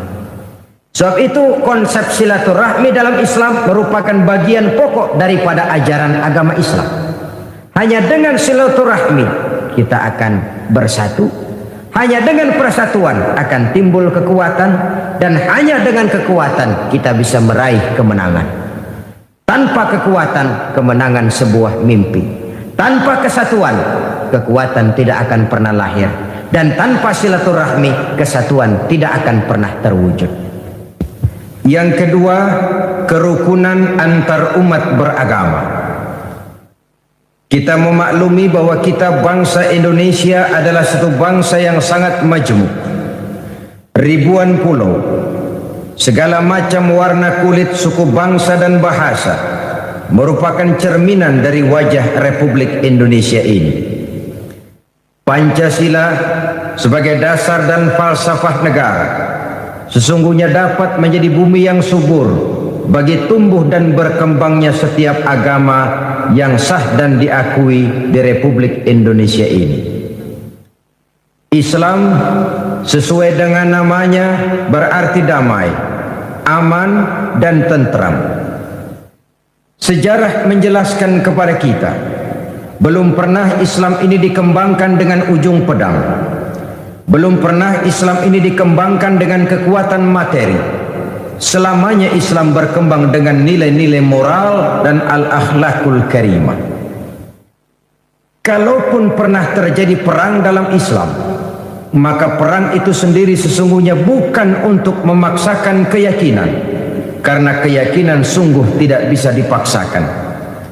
Perang yang timbul dalam Islam sesungguhnya tidak lebih daripada upaya untuk menjaga dan mempertahankan keyakinan dari hinaan, cemoohan, dan dari tekanan-tekanan yang muncul pada ketika itu.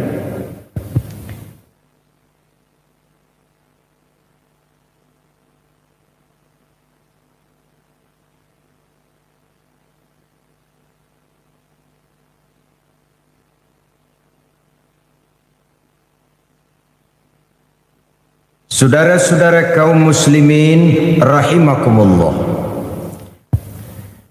Namun pada prinsipnya, di negara-negara manapun di dunia ini, apabila umat Islam mayoritas, maka orang-orang luar Islam bisa hidup dengan tenang, aman dan damai. Begitulah kenyataan. Jika dia kecil umat Islam ini, maka dia bisa menjaga diri. Dan jika dia besar, maka dia bisa mengayomi. Kecilnya bisa menjaga diri, besarnya bisa melindungi. Sebaliknya, kalau kecilnya saja sudah kurang ajar, apalagi gedenya, bajingan. Lah orang kalau kecil saja belagu-lagu, apalagi udah gedenya, kan logika begitu. Masih kecil udah berani kurang ajar, apalagi gedenya yang kereng itu. Itu logika mengajarkan begitu. Dimanapun saja umat Islam itu, kalau dia berjumlah sedikit, dia bisa jaga diri. Tapi kalau dia berjumlah besar, dia bisa melindungi.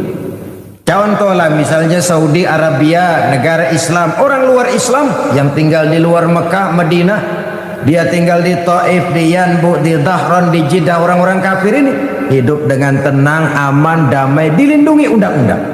Begitu di Mesir, begitu di Malaysia, begitu di Republik Indonesia. Dimanapun saja kalau umat Islam golong. Tetapi kadang-kadang sejarah juga yang menceritakan bahwa kalau kebetulan umat Islam minoritas, nasib mereka menyedihkan, ironi, memilukan, kadang-kadang memalukan. Ini juga merupakan kenyataan daripada sejarah. Oleh sebab itu, untuk mengatur lalu lintas kehidupan beragama, program kerukunan antar umat beragama itu harus berjalan. Saling menghormati, saling menghargai, tapi jangan menyebarkan agama kepada orang yang sudah beragama. Sebab kalau sudah upaya menyebarkan agama kepada orang yang sudah beragama, maka akan timbullah singgungan-singgungan yang sungguh sangat tidak kita harapkan.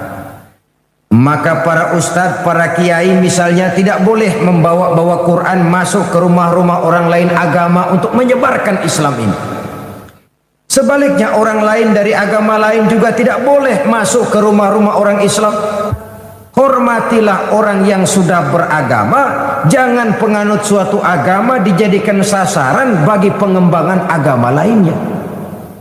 Bahwa setiap kita berkeyakinan semua orang di luar kita adalah tidak benar, wajar. Bahwa kita berpendapat bahwa semua orang di luar kita adalah kafir, pantas. Bahwa kita berkeyakinan bahwa semua orang di luar agama kita tidak ada jaminan masuk surga, wajar. Tapi keyakinan itu harus ditujukan ke dalam, jangan keluar. Kalau sudah keluar, muslim berkeyakinan seperti itu, orang lain dari agama lain berkeyakinan seperti itu, akan terjadilah benturan-benturan di mana kita menyebarkan agama kepada orang yang sudah beragama. Akan timbullah hal-hal yang tidak kita harapkan. Maka toleransi, menjaga kerukunan antar umat beragama ini pun harus ada batas-batasnya. Maka yang diprogramkan betul kerukunan antar umat beragama, bukan kerukunan agama. Agama jelas berbeda, tidak bisa dirukun-rukunkan. Umatnya silahkan. Artinya hal-hal yang menyangkut bidang muamalah, bidang sosial, mari kerjasama. Bangun jalan umum, mari sama-sama. Jaga keamanan bersama, mari sama-sama.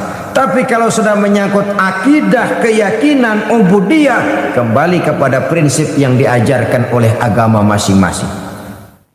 Bukankah satu saat Quraisy saking putus asanya pernah mengajak damai kepada Rasulullah Shallallahu Alaihi Wasallam? Sudahlah Muhammad, ini marah-marahan capek juga rasanya nih. Kita baik-baikan aja yuk. Maksudnya bagaimana? Oke deh, sekarang kami menyembah Tuhan kamu, Allah. Besok tapinya gantian, kamu ikut menyembah Tuhan saya, Tuhan kami. Lata, Uzza, Manat, Hubal, itu berhala-berhala di sekeliling Ka'bah. Join, kerjasama, toleransi. Toleransi model ini dijawab oleh Allah Subhanahu wa taala, "Qul ya ayyuhal kafirun la a'budu ma ta'budun." Satu nas yang jelas. Muhammad, katakan kepada mereka, orang-orang kafir, aku tidak menyembah apa yang kamu sembah, kamu pun tidak akan menyembah apa yang kamu sembah. Ditutup dengan satu komitmen, satu statement resmi bahwa bagimu agamamu, bagiku agamaku. Artinya agama ada kaplingnya. Jangan lalu dengan dalih toleransi, menjaga kerukunan, lalu yang dirukun-rukunkan agama yang jelas berbeda itu. Wah, jangan fanatik. Bagaimana musimnya aja. Bagaimana musimnya saja. Lalu semua agama dicampur adukkan. Saudara-saudara kaum muslimin rahimakumullah, kalau soal menghormati orang yang berbeda agama, Islam paling hebat. Begini, orang kafir itu kan ada dua macam. Ada yang disebut kafir zimmi, ada yang dinamakan kafir harbi. Nah, kafir harbi ini semua orang di luar Islam yang kurang ajar kepada umat Islam. Jelas nantang, jelas mengganggu, jelas menghambat. Kafir harbi, halal darahnya. Yang kedua kafir zimmi, ini orang di luar Islam yang hidup berdampingan dengan umat Islam, saling menghormati, saling menghargai. Terhadap orang kafir seperti ini, Nabi pernah memberikan pesan, man aza zimmiyan faqad azani. Siapa yang coba menyakiti orang zimmi, orang kafir yang mau hidup damai dengan umat Islam, itu sama saja dengan menyakiti aku, kata Nabi. Dan siapa yang menjadi menyakiti aku, akulah lawannya di hari kiamat nanti. Artinya hormati. Pernah juga Rasul sedang duduk dengan para sahabat, ada sekelompok orang berangkat mengantar mengusung jenazah, hendak mengubur jenazah. Serta merta Nabi berdiri memberikan penghormatan kepada jenazah yang lewat itu. Setelah jenazah lewat, para sahabat bertanya, "Ya Rasulullah, iya, yang lewat tadi itu jenazah orang Yahudi, kenapa kita berdiri menghormatinya?" Jenazah Yahudi. Yahudi ya Rasul. Orang bukan sih? Ya orang, kalau orang mah. Cuman Yahudi. Hormati, kata Nabi. Yang dihormati orangnya, bukan keyakinan. Sudah mati pun dihormati. Konon lagi masih hidup. Tapi jangan lupa, menghormati manusianya tidak sama dengan menghormati agamanya. Jadi oleh sebab itu, dengan dalih apapun, marilah kita bersama-sama berusaha mengekang diri, menjaga kerukunan antar umat beragama. Jangan menyebarkan agama kepada orang yang sudah beragama. Membangun tempat-tempat peribadatan sesuailah dengan kebutuhan umat. Artinya kalau umat Islam di satu kampung cuma 3 orang, tidak usah bangun masjid di kampung itu, mubazir. Yang penting bangun saja, jamaah kan bisa ngebon dari tempat lain. Tidak perlu Muslimnya cuma 3 orang di kampung itu umpamanya, lalu bangun masjid. Tanda tangan orang lain dipalsukan, disuruh ngaku-ngaku Islam atau di-Islam-Islamkan supaya masjid bisa berdiri. Ya tidak benar. Sebagaimanapun juga tidak perlu orang Kristen cuma bertiga di satu kampung lalu bangun gereja di kampung itu. Kan mubazir. Oh, enggak apa-apa, nanti jamaah ngebon dari tempat lain. Akan terjadilah hal-hal yang tidak kita inginkan, timbul reaksi. Kalau sudah timbul reaksi tentu tidak bisa disalahkan, karena memang hal-hal yang seperti itu akan berkembang dan sangat peka sekali. Saudara-saudara kaum muslimin rahimakumullah. Oleh sebab itu, kalau bicara soal toleransi, bicara soal damai, bicara soal kerukunan antar umat beragama, Muslim bukan teroris. Muslim bukan umat yang sadis. Muslim bukan umat yang suka cari gara-gara. Muslim sesuai dengan namanya adalah umat yang harus menebarkan rahmah kepada seluruh penjuru alam, kepada lingkungan di mana dia hidup. Tapi Muslim walaupun bukan orang yang suka mencari-cari musuh, bukan orang yang suka lari kalau ketemu musuh. Musuh jangan dicari, ketemu jangan lari. Ini prinsip. Keyakinan tidak bisa dipaksakan, tapi keyakinan juga jangan diganggu-gugat. Untuk sesuatu yang bernama keyakinan ini, orang akan memandang enteng segala resiko. Kalau ia disinggung orang, jangankan cuma sekedar harta, waktu, tenaga, pikiran, bahkan nyawa satu-satunya yang paling berharga itu pun menjadi murah kalau untuk satu keyakinan. Dan ini bukan cuma milik Muslim, milik keyakinan setiap penganut suatu agama. Rela mati, rela korban nyawa, jiwa untuk kepentingan agamanya. Sehingga kalau terjadi singgungan-singgungan, maka akan timbul keresahan sosial yang dampaknya akan sangat berbahaya.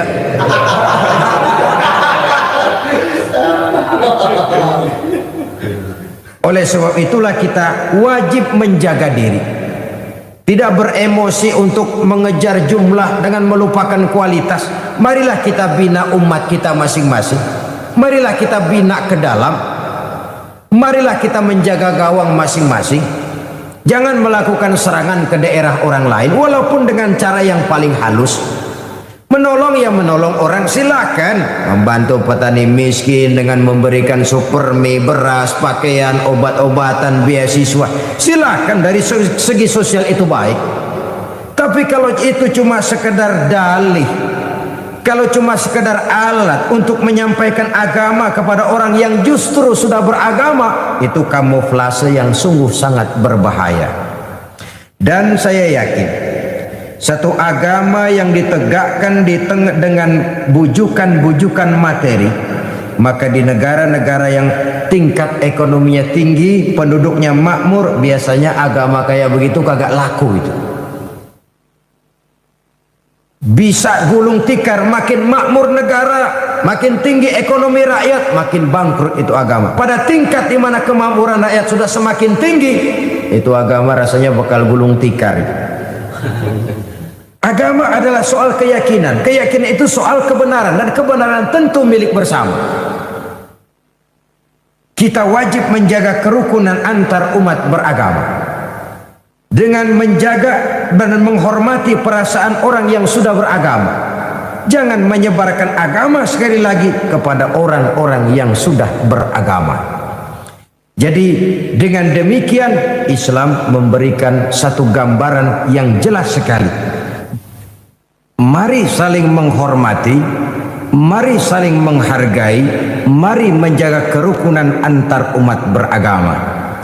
Kita bangsa Indonesia hanya bisa membangun adalah apabila negara kita ini aman. Negara kita ini aman apabila kita berada dalam satu kondisi yang saling menghargai, menghormati, dan menjaga kerukunan antar umat beragama. Saudara-saudara kaum muslimin rahimakumullah. Yang ketiga, kerukunan antar umat beragama dengan pemerintah. Kita semua sama-sama maklum kepada satu peringatan dari junjungan kita baginda Nabi besar Muhammad sallallahu alaihi wasallam, beliau bersabda, adalah dua golongan manusia. Apabila keduanya bisa bekerja sama dengan baik, nikmatlah rakyat. Tapi apabila keduanya tidak bisa bekerja sama dengan baik, maka kiamatlah umat. Keduanya adalah ulama dan umaro. Ulama dan umaro harus bekerja sama. Dan bekerja sama artinya bukan saling memperalat. Ulama bukan alat daripada umaro. Keduanya bekerja sama, keduanya sama membangun, hanya bidang pembangunannya saja yang berbeda-beda. Umaro biasanya lebih cenderung membangun lingkungan hidup manusia. Jalan, komplek perumahan, pusat-pusat perbelanjaan, bangunan fisik sekolah, dan lain sebagainya. Sedangkan ulama biasanya lebih membangun manusianya. Keduanya sama berjasa, keduanya sama berjuang, keduanya pun sama berbuat. Hanya saja umaro biasanya disebut sebagai pemimpin formal dan ulama dinamakan pemimpin non formal. Membangun manusia tidak lebih mudah daripada membangun lingkungan fisik. Bagaimanapun kerasnya besi, saudara bisa membentuk besi itu menurut selera saudara. Yang tebal bisa kita tipisin, yang lurus bisa kita bengkokin, yang bengkok bisa kita lurusin, itu besi. Bagaimanapun kerasnya sepotong besi, dia akan tunduk kepada selera si pembuatnya. Tapi namanya manusia, makhluk punya kemauan dan kemampuan, punya perasaan dan pemikiran. Membangun manusia lebih sulit daripada membangun jembatan. Membentuk mental manusia lebih sulit daripada membentuk besi. Namanya saja manusia, punya perasaan, punya pikiran, punya kemauan, juga punya kemampuan. Oleh karena itulah maka keduanya harus bisa bekerja sama. Di dalam hadis lain junjungan kita memberikan peringatan, man istakhaffa bil ulama khasirad dina, wa man istakhaffa bil umara khasirad dunya. Siapa yang menganggap remeh, siapa yang mengentengkan, siapa yang mencemoohkan para ulama, maka dia akan rugi agama. Kalau sudah rugi agama, ya rugi segala-galanya. Sebab kalau orang sudah jauh dari nilai-nilai agama, artinya dia buta nilai. Kalau dia sudah buta nilai, dia terjebak kepada menghalalkan segala cara untuk mencapai satu tujuan. Sebaliknya, wa man istakhaffa bil umara khasirad dunya. Barang siapa yang meremehkan, menganggap enteng, mencemoohkan umara, dia akan rugi dunia. Kita manusia disebut zon politiken, makhluk sosial yang hidup bermasyarakat. Tidak seorang pun di antara kita yang mampu memenuhi kebutuhan hidupnya sendiri. Kita perlu orang lain. Kehidupan bermasyarakat mengarah dan mendorong kepada timbulnya kehidupan berbangsa dan bernegara. Lalu lintas kehidupan berbangsa dan bernegara memerlukan tangan-tangan pengatur. Dan itulah yang kita sebut sebagai pemerintah. Maka beruntung orang yang punya pemerintah. Apa saudara pernah membayangkan kalau satu saat kita tidak punya pemerintah? Coba bayangkan seperti apa kita hidup. Tanpa pemerintah akan berlakulah hukum rimba. Siapa yang kuat menyantap yang lemah, siapa yang kaya menghisap yang miskin, akan terjadilah belantara. Oleh karena itu, rumah saudara dirampok, lapor ke Koramil, kata Dan Ramil, maaf aja mas, Koramil baru bubar ini. Hak asasi saudara diinjak-injak, ngadu ke pengadilan, pengadilan bubar. Terjadilah hukum rimba. Wong masih ada pemerintah saja yang kuat sering menekan yang lemah. Apalagi kalau tidak ada pemerintah. Pemerintah masih ada, ngejedong. Masih ada. Yang kuat sudah suka nekan yang lemah kok. Apalagi kalau tidak ada pemerintah. Saudara-saudara kaum muslimin rahimakumullah, karena itu umat Islam umat yang loyal, bukan umat yang teroris, bukan umat yang sadis. Kita hanya anti kepada kebatilan, maksiat, munkarat, ketidakadilan, kesewenang-wenangan, perbuatan-perbuatan yang merugikan rakyat. Kita tidak pernah memerangi person. Kita hanya memerangi sistem yang tidak benar, dimanapun adanya, siapapun pelaksananya. Kalau antar umat beragama dengan pemerintah sudah tidak ada kerukunan, apa yang bisa dilaksanakan? Pemerintah tanpa didukung oleh umat beragama mau jadi apa? Walaupun Indonesia ini bukan negara agama, tapi Indonesia adalah negaranya umat yang beragama. Dan kita sudah kadang ikrar bahwa komunis tidak punya hak hidup di Indonesia. Walaupun bukan negara agama, tapi jelas negaranya orang yang beragama. Tanpa dukungan dari umat beragama, maka pemerintah tidak akan bisa berbuat banyak. Oleh karena itulah kita merasa bahwa yang dinamakan nilai-nilai keadilan, kalau kita punya anak 3, bukan berarti semuanya 100. Itu yang dinamakan adil, belum tentu. Karena yang umurnya lebih besar tentu tingkat kebutuhannya lebih banyak, wajar kalau dia 500. Anak nomor 2 tingkat kebutuhannya lebih sedikit, wajar kalau dia 250. Anak nomor 3 yang paling kecil kebutuhannya cuma es bonbon sama permen, gocap. Gocap dah 50 juga anteng. Oh tidak, lalu kita harus berkata, oh saya orang tua yang adil, semua anak 100. Bukan itu keadilan.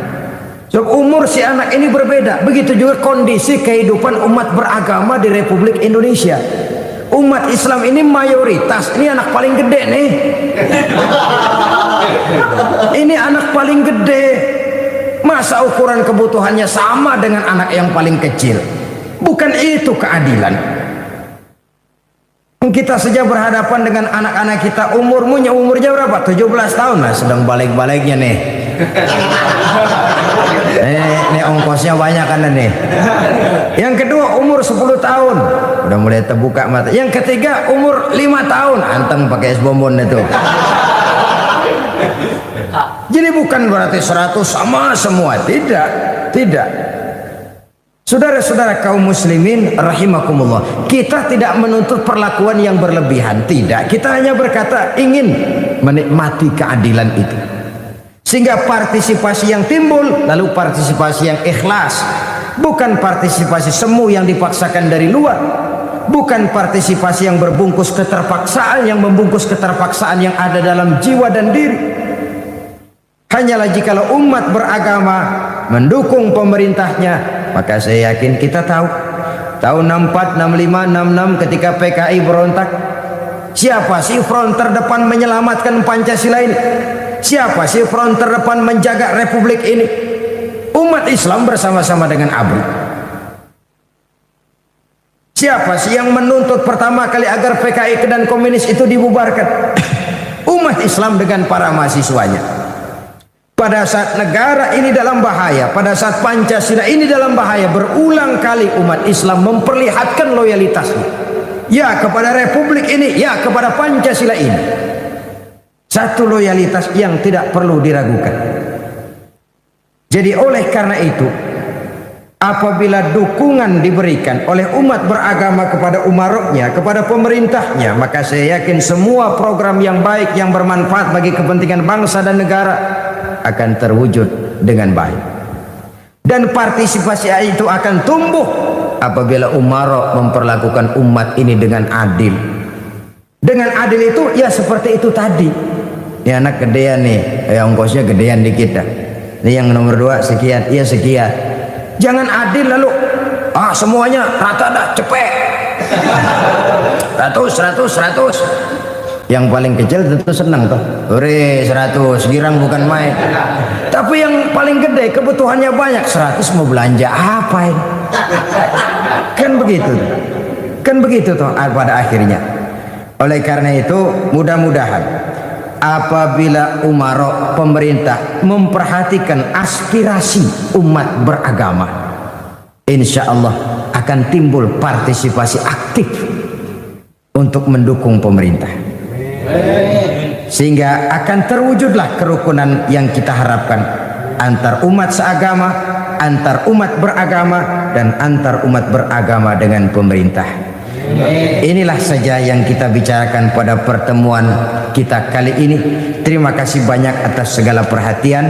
Mohon maaf atas segala kekurangan. Usikum wa nafsi bitaqwallah. Wassalamualaikum warahmatullahi wabarakatuh.